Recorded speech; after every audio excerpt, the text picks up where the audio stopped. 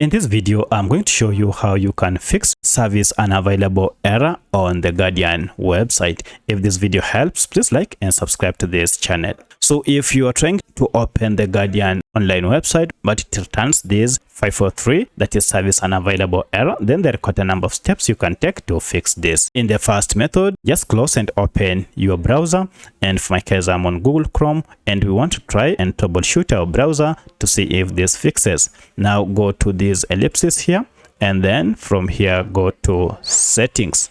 Under settings, look for this option, privacy and security, and under it look for delete browsing data. Here select the length of period you wish to delete the data. I'll choose 24 hours. You can choose even all time. Then make sure that these boxes are checked and click on delete data. This will delete the data for the above period.